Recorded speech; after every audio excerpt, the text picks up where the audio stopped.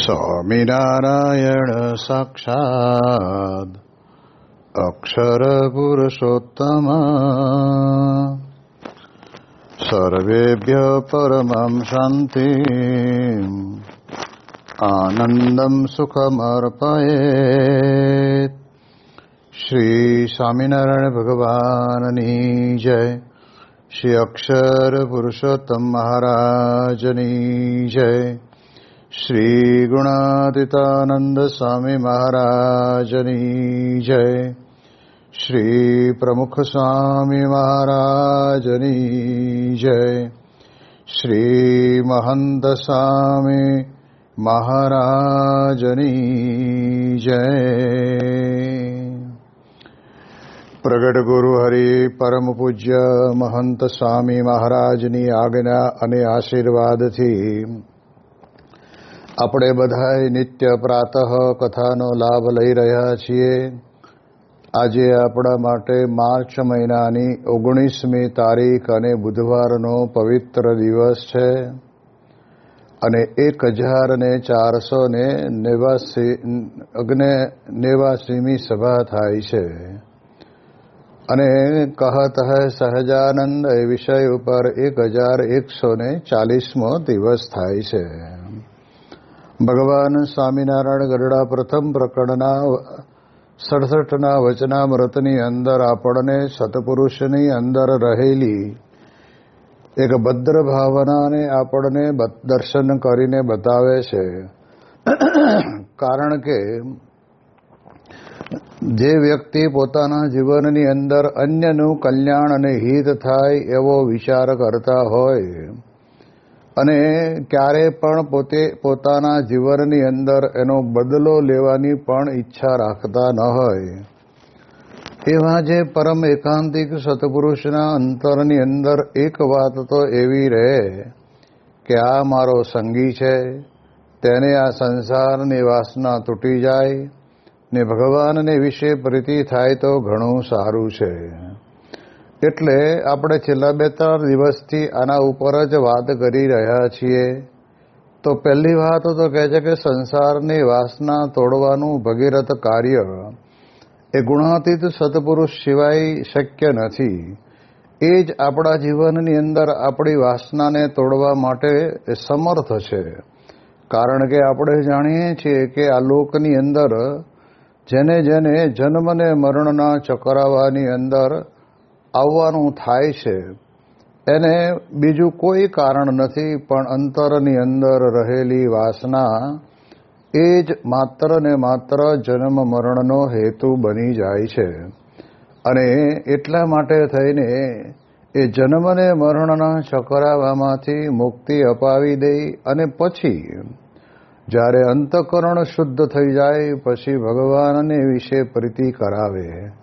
અને આ પ્રીતિ ભગવાનની વિશે એવી કરાવે કે પછી સ્વામી કહે છે કે એને સંસારના કોઈ પણ પ્રકારના વિચારો એના મનની અંદર ક્યારેય આવે નહીં. આપણે જાણીએ છીએ કે એ પ્રમાણે લાખો હરિભક્તો અને 1400થી વધારે જેટલા સંતોને પ્રમુખ સ્વામી મહારાજે પોતે ભગવાનમાં પ્રીતિ કરાવી. સત્પુરુષ હંમેશની અંદર આપણને એ મહારાજના આદેશ પ્રમાણે ભગવાનમાં જ જોડે છે. પણ આપણે જ્યારે મુમુક્ષુ તરીકે છીએ ત્યારે આપણને એટલી તો ખબર હોવી જોઈએ કે જે ભગવાન પરબ્રહ્મ પુરુષોત્તમ નારાયણ છે તે આ પૃથ્વી ઉપર આવા સંત દ્વારા વિચરી રહ્યા છે. જેમ આપણે ત્યાં આગળ કહેવાય છે ને કે ગંગા જળને આપણે એક તાંબાના કળશની અંદર ભરીને લઈને આવ્યા હોય અને પછી પરિવારની અંદર કોઈ એક સભ્યને આપણે એમ કહીએ કે ભાઈ ઠાકોરજી પાસે કહેતા કે દેવઘરની અંદર ગંગાજળનો લોટો છે એ લોટો તું લેતો આવો, ગંગાજળનો કળશ લેતો આવો. ત્યારે લેવા જનાર પ્રશ્ન પૂછે કે તમે ગંગાજળનો લોટો કહો છો પણ લોટો તો તાંબાનો છે. ત્યારે ભલે ધાતુ તરીકે એક દ્રષ્ટિએ આપણે જોવા જઈએ તો તાંબુ છે પણ અહીંયા આગળ આપણને સમજાવીને કહેવા માગે છે કે એની અંદર રહેલું ગંગાજળ છે ને, અને આ પૂરિત કંઠ પર્યંત એકદમ સંપૂર્ણ ભરેલો આખો ગંગાજળનો કળશ છે, એટલે એને ગંગાજળનો જ કળશ કહેવામાં આવે. એમ નખથી શિખા પર્યંત જે સત્પુરુષને વિશે ભગવાન અખંડ બિરાજમાન છે, એવા જે સત્પુરુષ એમાં ભગવાન રહ્યા છે, એવી ભાવનાથી જ આપણે આપણા જીવનની અંદર એમના દર્શન, એમની અમૃતવાણીનો લાભ લેવો, એમના ચરણનો સ્પર્શ કરવો, એમની પ્રસાદી ગ્રહણ કરવી, એમની સ્મૃતિ કરવી. કારણ કે આપણે જાણીએ છીએ કે ગંગાજળના લોટાને, ગંગાજળનું પૂજન કરવું હોય તો કહેવાય છે કે તે વખતે ભૂદેવ છે એ આપણને ત્યાં ગંગાજળનો કળશ મુકાવી અને પછી ધીરે રહીને મંત્રોચ્ચાર કરતા કે ગંગા પૂજનમ, હવે તમે ગંગાજીનું પૂજન કરો. તો આપણે કંઈ લોટો ખોલીને, એટલે કહેતા કે કળશ ખોલીને અંદરથી આપણે કંઈ ગંગાજળનું પૂજન કરવા નથી જતા, પણ જે પાત્રની અંદર આ પ્રકારે ગંગાજળ ભરેલું છે એવા જ પાત્રને આ પ્રમાણે બહારથી આપણે ચાંદલા કરશું તો આપણો અંતરાત્મા પણ એમ કબૂલ કરશે કે અત્યારે આ પ્રમાણે કહેવાય છે કે ભૂદેવના કહેવા પ્રમાણે મેં ગંગાજીનું પૂજન કર્યું. તો આપણે સમજી શકીએ છીએ. તો એવી જ રીતે પૂજન વિધિની અંદર પણ રિદ્ધિ સિદ્ધિ સહિત ગણપતિ મહારાજનું સ્થાપન કર્યું હોય તો તે વખતે એક સોપારી જ મૂકેલી હોય અને બે આજુબાજુ રિદ્ધિ સિદ્ધિના સ્વરૂપ તરીકે મૂકી હોય, અને ત્યારે તે વખતે ભૂદેવ આપણને કહે કે હવે ગણપતિ મહારાજનું પૂજન કરો. અને ત્યાં આગળ ગણાનામ ગણપતિ ગુમ હવામહે, પ્રિયાણામ પ્રિયપતિ ગુમ હવામહે, નિધિનામ નિધિપતિ ગુમ હવામહે, વસો મમ, આમ શ્લોક બોલે એટલે આપણે સામે રહેલી સોપારીને સોપારી નથી જાણતા, પણ હવે ગણપતિ મહારાજનું રિદ્ધિ સિદ્ધિ સહિત ત્યાં આગળ સ્થાપન કરવામાં આવ્યું છે, એટલે એના કારણે કરીને ગણપતિ સ્વરૂપ જ છે. જેમ સોપારીને આપણે ગણપતિ સ્વરૂપ સમજીએ છીએ, તાંબાના કળશને ગંગાજળનો કળશ સમજીએ છીએ, એવી રીતે પરમ એકાંતિક સત્પુરુષને વિશે ભગવાન રહ્યા છે. અને એ ભગવાનને વિશે પ્રીતિ આપણને એ સત્પુરુષ કરાવશે. કારણ કે જેને ભગવાનમાં પ્રીતિ જ નથી એવી કોઈ પણ વ્યક્તિ આપણને ગમે તેટલા પ્રયત્ન કરશે તો પણ કહે છે કે આપણા જીવનની અંદર આપણને ભગવાનમાં પ્રીતિ થશે નહીં. પણ આવા ગુણાતીત સત્પુરુષ જે ભગવાનની વિશે કેવી અનન્ય ભાવની પ્રીતિ, ભગવાન વિના ક્ષણ માત્ર પણ પોતે રહી શકે નહીં એવા ગુણાતીત સત્પુરુષ છે. અને એ સત્પુરુષના અંતરની અંદર અખંડ ભગવાન નિવાસ કરીને રહ્યા છે. અને તેમ છતાં પણ એ પોતે પ્રત્યક્ષ ભગવાન, જે પોતાના અષ્ટ સ્વરૂપ જે કહેવાતા ભગવાનના સ્વરૂપો, એ સ્વરૂપને વિશે અતિશય પ્રીતિએ યુક્ત વર્તે. એમને ભગવાનને વિશે એવો જબરદસ્ત આવો મહિમા છે કે આ સાક્ષાત ભાવ છે, એટલે એના કારણે કરીને આપણને પણ ભગવાનને વિશે પ્રીતિ કરાવે. અને એટલા જ માટે થઈને પ્રમુખ સ્વામી મહારાજનો એક વિડીયો દર્શનની અંદર આપણે વિડીયો જોયેલો કે કોઈ હરિભક્તના ઘરની અંદર સ્વામીશ્રી પોતે પધરામણી કરવા ગયા છે, અને ત્યાં આગળ ઓલ ઇન વન મૂર્તિ પધરાવેલી હતી. ત્યાં એમનો નાનો એવો બાળક 1.5 વર્ષનો હશે, એ આંગળી પકડીને ચાલી શકે એવી પરિસ્થિતિ એની હશે.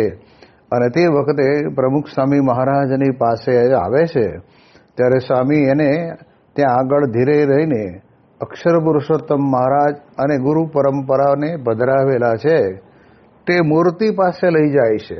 અને ધીરે રહીને તે વખતના સમયની અંદર તે વખતે પ્રમુખ સ્વામી મહારાજે બાળકને કહ્યું કે જો આ મુકટ ધારણ કરીને બિરાજમાન છે એ સાક્ષાત પુરુષોત્તમ નારાયણ ભગવાન સ્વામિનારાયણ છે, આપણા ઈષ્ટદેવ છે. હવે આટલા નાના બાળકને આ કંઈ લાંબી બીજી ખબર પડે નહીં, શું પૂર્ણ પુરુષોત્તમ નારાયણ અથવા તો શું આપણા ઈષ્ટદેવ. પણ સત્પુરુષના મનની અંદર એમ રહે કે ભલે અત્યારે એને ખબર નથી પડતી, પણ ભવિષ્યની અંદર જ્યારે મોટો થશે ને ત્યારે નાનપણની અંદર જે કંઈ ક્રિયા કરી હોય ને એ બધું જ એ પોતાના મગજની અંદર રેકોર્ડ થઈ જતું હોય છે. અને એના કારણે કરીને તે વખતના સમયની અંદરથી ભલે પછી સમય ગયા પછી પણ એને જ્યારે યાદ આવશે કે મને પ્રમુખ સ્વામી મહારાજે આ પ્રમાણે સાક્ષાત શ્રીજી મહારાજના દર્શન કરાવેલા, પછી બાજુની અંદર ભગવા વસ્ત્ર પહેરીને ઉભેલા ગુણાતીતાનંદ સ્વામી, એ સ્વામીને પોતે બતાવીને કહે છે કે આ મહારાજના અતિ ઉત્તમ સેવક, અખંડ ભગવાનની સેવામાં જ રહે છે અને પોતે ધામ રૂપે પણ ધરીને રહ્યા છે એવા જે અક્ષર બ્રહ્મ ગુણાતીતાનંદ સ્વામી છે. તો આ પ્રકારે નાના બાળકને પણ આવી રીતે ભગવાનમાં પ્રીતિ થાય એના માટે આ ગુણાતીત સત્પુરુષ કેટલો જબરજસ્ત દાખલો કરે છે. એટલે અહીંયા કહે છે ને કે આ મારો સંગી છે, એને આ સંસારની વાસના તૂટી જાય ને ભગવાનમાં પ્રીતિ થાય. અને એટલા જ માટે ભગવાનમાં પ્રીતિ થાય એટલા માટે પ્રમુખ સ્વામી મહારાજે કેવા વિરાટ કાર્યો કર્યા. જ્યારે આપણે જાણીએ છીએ કે બાળ સુવર્ણ મહોત્સવ ગાંધીનગરની અંદર અક્ષરધામના સંકુલની અંદર ઉજવાયો, ત્યારે તે વખતે તો આપણે જાણીએ છીએ કે 8 વર્ષથી માંડીને 14 વર્ષના બાળકો જ હતા. અને એની સાથે એ બાળકોને સાચવવા માટે બાળ કાર્યકર્તાઓ હતા. એમ કરીને લગભગ 25,000 જેટલા બાળકો અને બાળ કાર્યકર્તાઓ આવેલા. અને એની અંદર આપણા ભારતના રાષ્ટ્રપતિ અબ્દુલ કલામ જેવા પણ પોતે આવેલા. કારણ કે આપણે જાણીએ છીએ કે એમને બાળકો બહુ ગમતા, એટલે ભલે પોતે લગ્ન ગ્રંથિથી જોડાયેલા નહોતા, પણ છતાંય તે બાળ માનસ એવું જેને કહેવાય ને કે શુદ્ધ હોય છે કે એને નાનપણની અંદર જે પ્રકારના સંસ્કાર વેડવામાં આવે તે પ્રકારનું કાર્ય તે વખતના સમયની અંદર થતું હોય છે. અને એટલા જ માટે થઈને અબ્દુલ કલામ સાહેબને પણ બોલાવેલા અને એમણે પણ બધા જ બાળકોને તે વખતના સમયની અંદર આટલી મોટી સંખ્યામાં જોઈને એમને પણ મન પ્રસન્ન થયેલું હતું. અને પ્રમુખ સ્વામી મહારાજને જ્યારે આશીર્વાદ આપવાનો સમય આવ્યો ત્યારે સ્વામીશ્રીએ પોતે દેહભાવ છોડીને બ્રહ્મભાવને પામીને આત્મારૂપ વર્તીને પરમાત્માનું ભજન કરવું, જે અક્ષરે સ્વરૂપ થઈને પુરુષોત્તમની ભક્તિ કરવી, એવો જે સિદ્ધાંત, એ સિદ્ધાંતની વાત સ્વામીશ્રીએ આ બધા બાળકોની પાસે કરી. હવે મોટા મોટાના હરિભક્તો જે ઉંમરલાયક હોય એમને આપણે એમ થાય કે આ એમને વાત ગળે ઉતરે તો સારું છે, એટલે એમને કહીએ ને તો પણ આપણને કાયમ એવું થયા કરે કે આ એકની એક જ વાત આવે છે ને. પણ પ્રમુખ સ્વામી મહારાજે તો એવા જબરજસ્ત ભાવમાં આવી અને આ બધા બાળકોને ત્યાં આગળ આશીર્વાદ આપ્યા. અને એ આશીર્વાદના કારણે કરીને તે વખતના સમયની અંદર સંતોએ પછી જ્યારે સ્વામીશ્રી ઉતારે પધાર્યા અને ત્યારે તે વખતે બાપાને કહ્યું કે બાપા, આજે તો તમે આ બધા બાળકોને આ આત્માને પરમાત્માનું જ્ઞાન આપવા માટે અતિ ઉત્સાહમાં હતા. ત્યારે સ્વામી કે આપણે ગળથુથીમાં નાખી દીધું હોય ને તો પછી મોટો થાય એટલે એ બીજે ક્યાંય ન ભટકે, એને અક્ષર અને પુરુષોત્તમનું સત્ય સનાતન જ્ઞાન દ્રઢ થાય. એના જીવનની અંદર એને આવતા પ્રશ્નોની અંદર હું આત્મા છું, અક્ષર છું, બ્રહ્મ છું એવું સમજાય તો એ પ્રશ્નની અંદરથી પણ એ પોતે સારી રીતે નીકળી જાય. એટલે આવી રીતે પ્રમુખ સ્વામી મહારાજે પોતે સંકલ્પ કરો, એટલે એક બે નહીં, સ્વામીને તો મનમાં એવો વિચાર આવ્યો હશે કે એક સાથે આટલા બધા બાળકો, અને એની સાથે સાથે તો આ લાઈવ ટેલિકાસ્ટ થતું હતું, એટલે દેશ અને પરદેશની અંદર જેટલા નાના મોટા બાળકો હશે એ બધાને પ્રમુખ સ્વામી મહારાજનો આવો એક દિવ્ય સંદેશ ત્યાં આગળ એમને મળી ગયો. એટલે એટલા માટે થઈને આપણે બહુ જ વિચાર કરવાનું કે આવા જે કોઈક સત્પુરુષ છે એના અંતરની અંદર તો એમ જ રહે છે કે મારા સંગની અંદર આવે ને, અને વાસના તો સ્વામી કહે છે ને સત્પુરુષની દ્રષ્ટિ માત્રે કરીને નીકળી જાય. જેમ ગુણાતીતાનંદ સ્વામી પોતે વડતાલની અંદર પધારેલા અને તેવા સમયની અંદર ત્યાં આગળ ઉપેન્દ્રાનંદ સ્વામી કરીને એક સંત હતા, અને એમણે ગુણાતીતાનંદ સ્વામી પાસે આવીને નિખાલસતાથી કહ્યું, સ્વામી, સાધુતાને જીવનની અંદર સાધુના 30 લક્ષણ હોય છે, એની અંદર બીજું બધું તો મને બરાબર આવી જ ગયું હોય એવું અનુભવાય છે, પણ હવે એક મનની અંદર નિષ્કામ ધર્મની બાબતની અંદર ઘાટ અને સંકલ્પો થયા કરે છે. અને ત્યારે ગુણાતીતાનંદ સ્વામી સમજી ગયા કે આ ઉત્તમ મુમુક્ષુ છે, અને એને પોતાના જીવનની અંદર 29 ગુણો પ્રાપ્ત કર્યા હોય, અને આ બ્રહ્મચર્ય સંબંધી એ જે પોતાના અંતરની અંદર ઘાટ સંકલ્પ થાય છે, એટલે સ્વામીને મનમાં થયું કે આ મારો સંગી છે, તો મારે એના અંતરની અંદર આ સંબંધી જે કંઈ વાસના પડી છે એને મારે કાઢવી છે. એટલે સ્વામીએ ધીરે રહીને ઉપેન્દ્રાનંદ સ્વામીને કહ્યું કે તમે એક કામ કરો, તમે હવે અહીં વડતાલથી જુનાગઢ આવો અને ત્યાં નિત્ય પ્રત્યે અમારી વાતો સાંભળો, કારણ કે સત્પુરુષ જાણતા હોય છે કોની પાછળ કેટલો સમય લેવો પડે, કોની પાછળ કેટલી વખત વાતો કરવી પડે, આ બધું જાણતા હોય છે, સમર્થ પુરુષ છે. પણ છતાંય તે ત્યાં આગળ ઉપેન્દ્રાનંદ સ્વામીને પોતે જુનાગઢ બોલાવ્યા, જુનાગઢની અંદર રહ્યા, કથા વાર્તા કરે. પણ સ્વામીએ વિચાર કર્યો કે આ ઉપેન્દ્રાનંદ સ્વામીને એક સેવા સોંપવું. જો આ કોઈ પણ પ્રકારનું માધ્યમ સત્પુરુષ આપણા દ્વારા એનો ઉપયોગ કરીને આપણને જીવનની અંદર આ પ્રમાણે કહેવાય છે કે વાસના એ રહિત કરી દે છે, ભગવાનમાં પ્રીતિ પણ કરી દે, એ આપણને ખબર ના પડે. એટલે ગુણાતીતાનંદ સ્વામીએ કહ્યું કે ઉપેન્દ્રાનંદ સ્વામી કે હા સ્વામી, તે આપણે આ જે સંતનો આશ્રમ છે ને એની અંદર મેળા ઉપર થોડી ઘણી જગ્યાએ ખાડા પડી ગયેલા છે, એટલે ત્યાં આગળ એક ગાર માટી ચીકણી ગોરમટીની આવે અને છાણ અને કુંવળ ભેગું કરી અને ત્યાં આગળ એમ પ્રમાણે કહેવાય છે કે તમે એને બરાબર થાપ દઈ દો એટલે બધું એક સરખું એક લેવલ થઈ જાય. અને આ પ્રકારની જ્યારે આજ્ઞા કરી ત્યારે ઉપેન્દ્રાનંદ સ્વામી પણ એવા ઉત્તમ મુમુક્ષુ હશે તો એમણે એમ ન કહ્યું કે સ્વામી, હું તો મારા અંતરની અંદર જે દોષ મને પીડે છે એને ટાળવા આવ્યો છું, હું અહીંયા આગળ કંઈ આ પ્રમાણે કહેવાય કે આ થાપ નાખવા માટે નથી આવ્યો, પણ મુમુક્ષુતા એમની અંતરની અંદર હતી. એટલે સ્વામીએ શું વિચાર કર્યો કે આ મારો સંગી છે, મારી પાસે આવ્યો ને. 500 પરમહંસોની અંદર ઘણા બધા પરમહંસો મહારાજના વખતના તે વખતના અંતર સમયની અંદર હયાત હતા જ, પણ અક્ષર બ્રહ્મની જોડે આવે છે ને ત્યારે અક્ષર બ્રહ્મ એમ વિચાર કરે કે આ મારા સંગની અંદર આવ્યો છે, એટલે મારે જરૂર એને નિષ્કામી બનાવી દેવો પડે, મારે જરૂર એની વાસનાને ટાળી નાખવી પડે.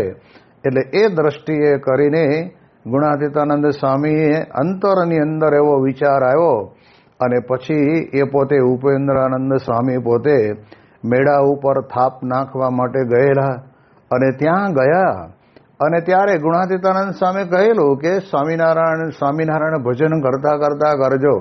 આપણને બધાને પણ સ્વામીએ આજ્ઞા કરેલી જ છે કે ભજન કરતા કરતા ક્રિયા કરવી, કારણ કે ક્રિયા વગર તો માણસ માત્ર એમ નવરો બેસી શકતો નથી. આપણને શ્રીમદ ભગવદ્ ગીતાની અંદર પણ કૃષ્ણ ભગવાન અર્જુનને એટલું જ કહે છે કે અર્જુન, તને મનમાં એમ છે કે હું એકલો એકાંતની અંદર બેસીશ, મારે કંઈ રાજ જોઈતું નથી ને મારે કંઈ ક્રિયા કરવી નથી, પણ કહે છે નિયતમ કુરુ કર્મત્વમ, તું કહે છે કે એક એવું નિયત કર્મ કર કે જેના વડે કરીને તારા જીવનની અંદર તું કર્મ કર્યા વગર રહી શકવાનો નથી. અને આપણે જાણીએ છીએ ને કે આપણી પોતાની વ્યક્તિગત ચંચળતા કેવી હોય એટલે આપણને સભાની અંદર બધાને આજ્ઞા કરેલી છે કે સભામાં બેસીએ ત્યારે કથા સાંભળીએ ત્યારે આપણા હાથ છે ને બહુ ચંચળ હોય, તે આજુબાજુ કંઈક ને કંઈક હળીઓ કરતા જ હોય. તો એ વખતે આપણે માળા રાખી હોય અને એક હાથ ડાબા હાથની અંદર કેટલી માળા થઈ એની ગણતરી થતી હોય, એટલે પછી કહેવાય છે કે હાથની ચંચળતા ત્યાં અટકી જાય. હવે આવી ચંચળતા આપણામાં પડેલી હોય એટલે એની અંદર સ્થિરતા લાવવા માટે આપણને આ પ્રમાણે કહેવાય છે કે માળા ફેરવવી અને હાથ વડે કરીને ગણતરી કરવી, કાન વડે કરીને કથા સાંભળવી. એટલે આપણું મન છે ને એ આડું અવળું ડોળતું હોય તો ત્યાં ડોલવાને બદલે ભગવાનમાં સ્થિર થાય. એટલે ગુણાતીતાનંદ સ્વામીએ પોતે તે વખતના સમયની અંદર ઉપેન્દ્રાનંદ સ્વામી એ ભજન કરતા કરતા ક્રિયા કરતા હતા અને સ્વામી મેળા ઉપર ગયા ને ત્યારે સ્વામીએ પોતે ત્યાં આગળ એમની સેવાથી રાજી થયા. જો યાદ રાખજો, આ મારો સંગી છે એટલે મારે એને અંતરની અંદર સંસારની વાસના હોય તો તૂટી જાય, આવો એક વિચાર અને સાથે સાથે ભગવાનને વિશે પ્રીતિ થઈ જાય, આવી એક ભદ્ર ભાવના એ સત્પુરુષના જીવનની અંદર પડેલી હોય છે. એટલે સ્વામીએ પોતે ત્યાં આગળ ઉપેન્દ્રાનંદ સ્વામીની સામે જોયું અને એમણે સ્વામીની સામું જોયું કે ઓહો, સ્વામી પોતે આવ્યા અને દર્શન આપ્યા મને. અને ત્યારે ગુણાતીતાનંદ સ્વામી બરાબર એકદમ અક્ષર બ્રહ્મ છે પોતે, એટલે પોતાના બ્રહ્મપણાના તેજે કરીને એની આંખની અંદર રહેલી જે કામુકતાના ભાવ એને ખેંચી લીધા. સ્વામી કહે ને કે મુમુક્ષુને વસમું પણ ન લાગે. જેમ માખણની અંદર મોવળો પડ્યો હોય તો એ મોવળાને કાઢવા માટે કાઢીએ તો કે માખણને વહમું ન લાગે, એ સરળતાથી નીકળી જાય. એમ ગુણાતીત સત્પુરુષ પણ બીજા કોઈ પણ પ્રકારના સાધન કરાવ્યા વગર એમની ઈચ્છા પ્રમાણે, એમની આજ્ઞા પ્રમાણે, એમની અનુવૃત્તિ પ્રમાણે જો વ્યક્તિ પોતાના જીવનની અંદર કાર્ય કરે તો એના કારણે કરીને આપણે જાણીએ એ પ્રમાણે એના જીવનની અંદર પણ એ ખૂબ સારી રીતે કહેવાય છે કે પોતાની સાધના પૂર્ણ કરી શકતો હોય છે. અને સ્વામીએ ત્યાં આગળ આમ ધીરે રહીને ખબર ન પડે એમ એની આંખમાં રહેલી કામુકતાના ભાવને સ્વામીએ પોતે ખેંચી લીધા અને ખેંચીને કાઢીને નાખી દીધા. ત્યારે એમને ખ્યાલ આવ્યો કે હવે મારા મનની અંદર, મારા અંતરની અંદર, મારા દિલની અંદર, મારા વિચારમાં પણ હવે મને ક્યાંય પણ કામુકતાના વિચાર આવતા નથી. તો જો યાદ કરીએ, સત્પુરુષ છે એ પોતે કરુણા કરીને, દયા કરીને, કૃપા કરીને આપણામાં પડેલી વાસનાને તોડે અને ભગવાનમાં પ્રીતિ કરે. અને પછી તો સ્વામી કહે છે ને કે ભગવાનમાં પ્રીતિ થતા વાર લાગે નહીં, કારણ કે અંતઃકરણ ચોખ્ખું થાય ને એટલે આપણે જેવા છીએ એવું જ આપણને દેખાય. સામે અરીસો બગડેલો હોય તો આપણને એમ થાય કે મળો આપણે છીએ રૂડા રૂપાળા અને આ અરીસામાં હું કેમ આવો ગડબડ ગોટાળીઓ દેખાઉં છું, પણ બગડેલો અરીસો છે અને અરીસો બગડેલો છે એટલે આપણે પણ ગડબડ ગોટા હોય. પણ સ્વામી કહે છે ને કે અરીસો એકદમ કંચન જેવો ચોખ્ખો હોય, જેની અંદર લેશ માત્ર માખના ટાંગા જેટલો ક્યાંય ડાઘ ન હોય, અને એની અંદર જ્યારે આપણે જોઈએ ત્યારે આપણે જેવા છીએ ને એવા આપણને એની અંદર કહેવાય કે દેખાય. તો એમાં પછી આપણને વિચાર આવે કે અહીંયા આગળ મને કાળો ડાઘ થયો છે, અહીંયા આગળ મને ખીલ થયો છે, અહીંયા આગળ મને નાકનું ઉપર જેને કહેવાય ને કે આ પ્રમાણે મચ્છર બેઠું હશે અને કરડું હશે, એના માટે લાલ લાલ થઈ ગયું છે. પણ ચોખ્ખું હોય તો એમ અંતરની અંદર પણ પડેલી વાસના, એ વાસના આપણને દેખાય ક્યારે? ટળે પછી ભગવાનની વિશે પ્રીતિ આપણને થતા વાર લાગે નહીં.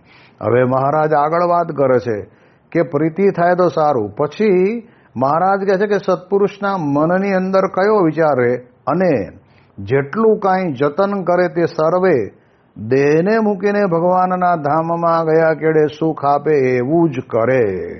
હવે સત્પુરુષ આપણા માટે કેવી ચિંતા કરે? તો અહીંયા આગળ કહે જતન એટલે આપણી ખેવ ના રાખે. તો કેવી ખેવ ના રાખે કે જેટલું કાંઈ જતન કરે તે દેહ સર્વે દેહને મૂકીને ભગવાનના ધામમાં ગયા કેળે એ સુખ આપે એવું જ કરે, પણ દેહના સુખને અર્થે તો કાંઈ ક્રિયા કરે નહીં. જે સત્પુરુષ છે એના જીવનની અંદર એ પોતે પોતાના જીવનમાં એ ક્યારેય પણ એ દેહ માટે એમણે કોઈ પ્રયત્ન કર્યો જ નથી. એમણે જે પ્રયત્નો કર્યા છે અનંત જીવોનું કલ્યાણ થાય અને ભગવાનમાં પ્રીતિ થાય એના માટે જ એમણે કર્યા છે. એટલે એ દ્રષ્ટિથી આપણને કહે કે દેહ મૂક્યા પછી ભગવાનના ધામમાં ગયા કેળે સુખ આપે એવું જ કરે. હવે આવું જતન સત્પુરુષ પોતે આપણું કરે. સ્વામી કહે છે ને કે જે પશુને ત્યાં આગળ બાળકનો જન્મ થયો હોય એટલે એ પશુ જેવું જન્મે તરત જ એની માતા છે ને એ પોતાના બચ્ચાને જ પોતે સાચવે. અને કોઈ એને અડવા જાય તો તરત માથું મારીને શીંગડું મારે, એને કોઈ પણ પ્રકારે હેરાન કરે અથવા તો કંઈક કરે તો એ કરવા ન દે. કારણ કે એક વાત્સલ્ય ભાવ માતાના અંતરની અંદર પડેલો હોય છે અને એના કારણે કરીને એ માતા પોતે એનું જતન કરે કે જાળવીશ મારા જનને જતન કરી હતી. આવી રીતે ભગવાન પોતે આપણને જાળવે છે. જેમ બાળકને એની માતા હાલતા શીખવાડે, એને બોલતા શીખવાડે, એને ખાતા શીખવાડે, એને કપડાં પહેરતા શીખવાડે, એને સ્કૂલે જવા મૂકવા જાય, પછી લેવા જાય, આ બધું જ જતન કરે છે. ભાઈ કે મારે ત્યાં મારે કુખે જન્મેલું આ બાળક આ પ્રમાણે આવી રીતે સંસ્કારી બને, ભણી ગણીને મોટો થાય એના માટે કેટલું જતન કરે. તો સ્વામી કહે છે કે માતાનો ધર્મ છે. એમ સત્પુરુષ પણ આ મુમુક્ષુ માટે થઈને કે જે મારો સંગી થયો છે એને માટે થઈને ભગવાનના ધામમાં ગયા પછી પણ સુખ આપે એવું જ કરે. હવે આપણે જાણીએ છીએ કે એક કામ આપણે કરી નાખ્યું એટલે પૂરું થઈ ગયું, પણ પછી બીજું કામ તો ઊભું જ હોય ને. કયું? તો કહે છે કે નિર્વાસનિક કદાચ બનાવી દે, પણ પ્રીતિ ન થઈ હોય તો કદાચ ભગવાનમાં પ્રીતિ થઈ જાય, પણ પાછું કહે છે કે ભગવાનના ધામની અંદર ગયા પછી પણ સુખ ભગવાનની મૂર્તિનું મળે એવું જતન કરે. અને એટલે જ સત્પુરુષ આ લોકની અંદર આવે છે ત્યારે આપણા બધાના હિત માટે થઈને, આપણા બધાના કલ્યાણ માટે થઈને એમણે રાત્રિ દિવસ જોયા નથી. જ્યારે સ્વામીશ્રીના વિચરણની ગૌરવ ગાથા આપણે સાંભળીએ ત્યારે આપણને ખબર પડે કે એક ગામની અંદર ડૉક્ટર સ્વામી, વિવેક સાગર સ્વામી અને ઘનશ્યામ બાપા અને સ્વામીશ્રી એ બધા સારા સારા વક્તાઓ બધા ભેગા થયેલા. એટલે બધાએ વારાફરતી બોલતા બોલતા બોલતા 12 વાગે પ્રમુખ સ્વામી મહારાજનો આશીર્વાદ આપવાનો વારો આવ્યો. ત્યારે તો કેટલાક તો ઊભા થઈને જતા રહેલા, કેટલાક ત્યાં પડ્યા ઝોલા ખાતા હતા. અને તે વખતે પ્રમુખ સ્વામી મહારાજને પણ અંતરમાં ઉભરા આવ્યો કે આ બધાએ કલાક બોલ્યા છે તો આપણે તે પણ એમણે શું વાત કરી હોય. તો સ્વામી કે આ જ વાત કે આ દેહ મળ્યો છે તો મનુષ્ય દેહ કરીને આપણે આપણા આત્માનું કલ્યાણ કરી લેવું જોઈએ, ભગવાનનું ભજન ભક્તિ કરી લેવી જોઈએ. એવી વાતો એમણે પોતે આ પ્રમાણે કરી છે. તો એમને પણ કેટલો ઉમંગ. ત્યારે તે વખતે ઘનશ્યામ બાપાએ તો આનંદમાં કહેલું કે તમારે તો આના જન્મે આના દાડે બધાને એકાંતિક કરી દેવા છે. ત્યારે સ્વામી કે મને એમ થયું તમે બધાએ આટલું બધું લાંબુ ખેંચ્યું તો લાવો તારે આપણે કંઈ કમ છીએ એમ આનંદની અંદર બોલ્યા. પણ એમના મનની અંદર શું છે કે ભલે જેટલા બેઠા છે તેટલા બધાને આ વાતની અંદરથી થોડુંક સમજાઈ જાય ને તો એના કારણે કરીને ભવિષ્યની અંદર એને આગળ સમજાતું થઈ જાય. એટલે એટલા માટે થઈને આ પ્રમાણે મોટા પુરુષ પોતે જતન કરે. એટલે જાળવીશ મારા જનને જતન કરી હતી એ આપણા સંપ્રદાયની અંદર આપણને બહુ સ્પષ્ટપણે અનુભવાય છે. અને પ્રમુખ સ્વામી મહારાજ પોતે આપણામાં જે કંઈ નાની મોટી આ પ્રમાણે કહેવાય છે કે દોષની પ્રકૃતિ પડેલી હોય તો એને પણ જ્યારે મુમુક્ષુ નિષ્કપટ ભાવે જ્યારે સ્વામીશ્રી પાસે જઈને વાત કરે ને ત્યારે સ્વામી પોતે કહે કે તું શું કામ ચિંતા કરે છે? મહારાજ સાક્ષાત આપણને મળ્યા, જોગી બાપા જેવા સત્પુરુષની આપણને પ્રાપ્તિ થઈ, હવે ક્યાં ગભરાવાનું છે? તો સ્વામી કહે છે ને, આવું આ જતન કરે, અને એ જતને કરીને જીવનની અંદર આપણે પણ આપણા જીવનની અંદર અક્ષરધામની અંદર ગયા પછી પણ આપણને એક સુખ આવે એ પ્રકારનું જતન આ ગુણાતીત સત્પુરુષોના જીવનની અંદર રહેલું હોય છે. તો એવા ગુણાતીત સત્પુરુષની આપણને પ્રાપ્તિ થઈ છે એની વિશેષ વાતો આપણે આવતીકાલે કરીશું. શ્રી સ્વામિનારાયણ ભગવાનની જય.